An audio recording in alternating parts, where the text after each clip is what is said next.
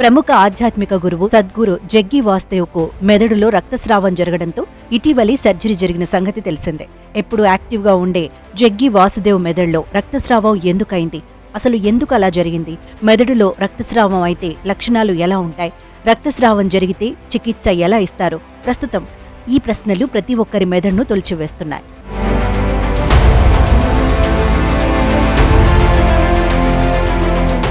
మెదడులో జరిగే రక్తస్రావాన్ని బ్రెయిన్ హ్యామరేజ్ అని కూడా పిలుస్తారు. గాయం వల్ల మెదడులో రక్తస్రావం జరగచ్చు. హై బీపీ వల్ల కూడా రక్తస్రావం జరిగేందుకు ఆస్కారం ఉంది.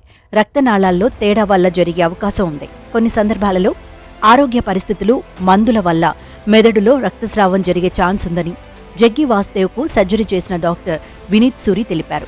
మెదడులో రక్తస్రావం లక్షణాలను సైతం డాక్టర్ వినీత్ సూరి వివరించారు.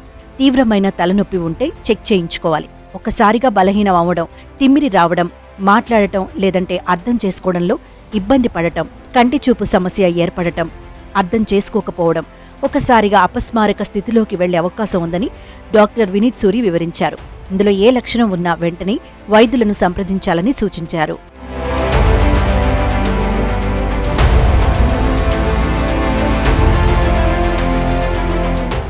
మెదడులో రక్తస్రావం జరిగితే వైద్యులు సర్జరీ చేస్తారు. వయస్సు, కోలుకునే తీరును బట్టి శస్త్రచికిత్సకు ప్రిపేర్ చేస్తుంటారు. కొన్ని సందర్భాలలో పుర్రెలో కొంత భాగం తొలగిస్తారు.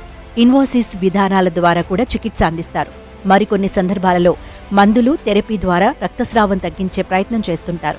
రోగి వయస్సు, బీపీ, షుగర్ ఉంటే కంట్రోల్ చేసి చికిత్స అందిస్తారు. మెదడుకు శస్త్రచికిత్స జరిగిన తర్వాత కోలుకోవడం అంటే సవాల్తో కూడుకున్న సుదీర్ఘమైన ప్రక్రియ.